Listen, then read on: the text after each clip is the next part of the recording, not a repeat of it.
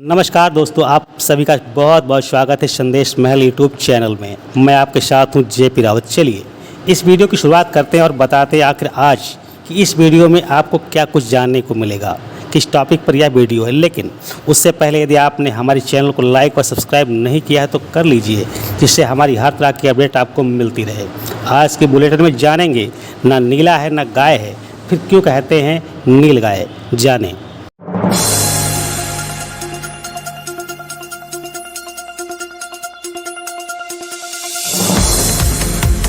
भारत में नीलगाय के नाम से मशहूर जानवर वास्तव में बारहसिंघा या मृग प्रजाति का जानवर होता है, जो ना तो हमेशा नीला होता है और ना ही गाय की तरह दिखाई देता है। लेकिन इसकी कुछ हैरान कर देने वाली विशेषताएं भी हैं, उसी को हम आज करेंगे आपसे साझा। सबसे पहले यह जाने बनरोज कैसे किसानों की फसलों को करते हैं नेस्तो नाबूद। नीलगाय बनरोज या वन क्षेत्र से दूर रहना पसंद करते हैं। ये झुंडों में अपना ठिकाना मैदानी पठारी या बीहड़ क्षेत्रों में नदी नालों के आसपास बनाते हैं तथा कृषि फसलों को अपना भोजन बनाते हैं। यह जीव खेती का स्वाभाविक शत्रु व किसान के लिए अभिशाप है।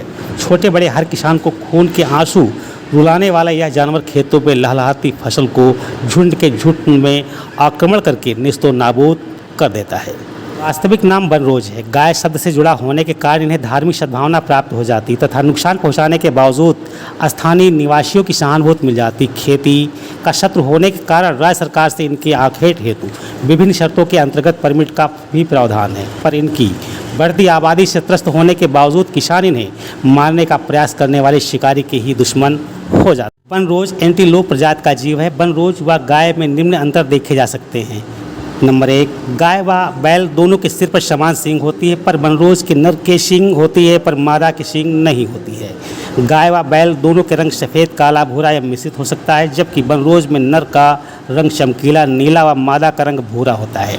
शिशु बनरोज भी माँ के रंग का होता है, पर जवान होने पर रंग बदलकर पिता का रंग प्राप्त कर लेता है। गाय के 4 थन होते हैं, पर बनरोज के बकरी की तरह 2 थन होते हैं। गाय व बैल के आगे खुर के बीच में 2 भाग में विभाजित होते हैं, जबकि नीलगाय बनरोज के खुर घोड़े जैसे होते हैं, विभाजित नहीं होते हैं। गाय व बैल गोबर करते हैं, पर बनरोज बकरी की तरह लेंड़ी करते हैं। गाय बैल की गर्दन के साथ लटकने वाली ललरी होती है, जबकि बनरोज नर मादा दोनों की गर्दन घोड़ी की तरह तनी होती है तथा खाल गर्दन से चिपकी रहती है।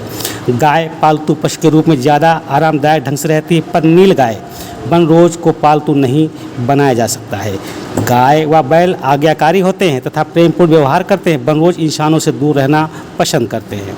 गाय बैल मानव मात्र की उपयोगी है, जबकि बनरोज वास्तविक शत्रु है। इस तथा इनके सदुपयोग का कोई दृष्टांत नहीं पाया जाता है।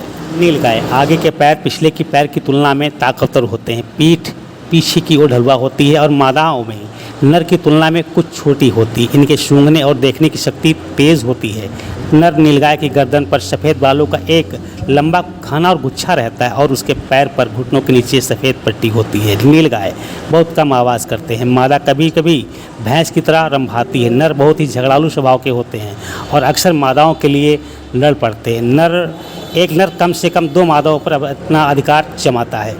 नीलगाय प्रमुख तौर पर भारत के मैदानी इलाकों में पाए जाते हैं। इसके अलावा ये नेपाल, बांग्लादेश और पाकिस्तान में देखे जाते हैं। नीलगाय साल के किसी भी समय जोड़ा बांधती है, पर मुख्य प्रजनन समय नवंबर-जनवरी होता है। मैथुन के बाद मादाओं से अलग हो जाते हैं और अपना अलग झुंड बना लेते हैं। नीलगाय चरते या सुस्ताते समय अत्यंत सतर्क रहती है। सुस्ताने के लिए वह खुली जमीन ही चुनती हैं और एक दूसरे से पीठ सटाकर लेटती हैं।